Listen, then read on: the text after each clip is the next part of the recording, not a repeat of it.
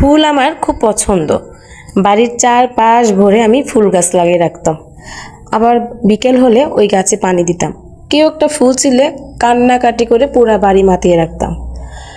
আর এখন সেই গাছ আছে, সেই মানুষজন আছে, সেই বাড়ি আছে, শুধু আমিই নেই। আসসালামু আলাইকুম, কেমন আছেন সবাই? আশা করি খুব ভালো আছেন। আমিও আল্লাহর মতো অনেক ভালো আছি। এটা হলো আমার বাবার বাড়ির গাছের কাঠগোলাপ। এই ফুলটা আমার খুবই পছন্দ। সকালে ঘুম থেকে উঠেই দেখি ছাদের এক কর্নারে মুরগি ডিম পেড়ে রেখেছে। দেখতে খুবই ভালো লাগলো। ছাদে উঠে দেখলাম সিম গাছে অনেক সিম ধরেছে।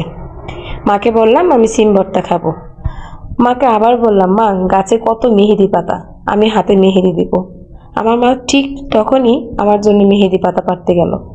মা মেহেদি পাতা বাটবে আর আমি সেই মেহেদি হাতে দিব। আসলে এই দিনগুলো ছিল অনেক মধুময়, স্মৃতিময়। এখন আর সেই দিনগুলো আমার নেই, কারণ এখন আমি নিজেই মা। এখন আমাকে কেউ করে দেয় না, আমিই করে নিই। আসলে মা হওয়াটাই অন্যরকম। মার কাছে অনেক কিছু শেয়ার করা যায়। যেমন আমার সন্তানরা এখন আমার কাছে শেয়ার করে, ওদের চাওয়া পাওয়া কিছু চাইলে আমার কাছেই বলে। এটা মার একটা আলাদা কৃতিত্ব। আমি এখন শুধু আমার মার কাছে বলতে পারি, যখন বাবার বাড়িতে আসি তখন আমিও ছোট বাচ্চা হয়েছি। এই তো আমার জন্য নাস্তা রেডি।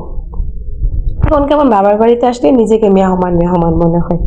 বসে থাকি, জিজ্ঞাসা করে কি খাবো, আর যাই বলি রান্না করে নিয়ে আসে আমার জন্য। খুব মেহমানি লাগে। অথচ একটা দিন এই বাড়িটা ছিল আমার, শুধুই আমার। আমি এখানে হাসতাম, খেলতাম, আমার মন মতন আমি চলতাম। আর আজ এইখানে আমি শুধু একজন অতিথি। এসে আমাকে বলতে হয় এটা খাবো, ওটা খাবো। ঠিক তেমনি আবার বললাম পিৎজা খাবো। কেমন বাচ্চা হয়ে গেছি, ঠিক না? অথচ আমার বাসায় আমার বাচ্চারা আমাকে বলে, মামুনি আমি পিৎজা খাবো, আমাকে পিৎজা বানিয়ে দাও। অথচ বাবার বাড়িতে এসে আমি ছোট বাচ্চা, আমি বললাম আমি পিৎজা খাবো। ঠিকই আমার বাসায় আমার ভাস্তি আমার জন্য পিৎজা রেডি করলো। এইটাই হলো মেয়েদের জীবন। যেখানে সে বড় হয়, যেখানে সে আস্তে আস্তে সবার সাথে মিশে বড় হয়, কথাবার্তা করে, সেখানে তারা থাকতে পারে না। আর যারা তাদেরকে আপন করে নেয়, একটা সময় তারা তাদের পাশে থাকে না, চলে যেতে হয় অনেক দূরে, অন্য একটা পরিবারে, অন্য একটা পরিবেশে।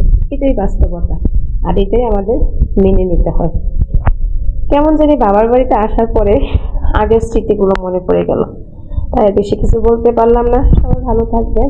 যদি ভিডিওটা ভালো লেগে থাকে লাইক, কমেন্ট, শেয়ার করতে ভুলবেন না। পেজ থেকে দেখে থাকলে অবশ্যই ফলো দিয়ে পাশে থাকবেন। আর যদি চ্যানেল থেকে দেখে থাকেন সাবস্ক্রাইব করে রাখবেন। আজকে এই পর্যন্তই। সবাই ভালো থাকবেন। আল্লাহ হাফেজ।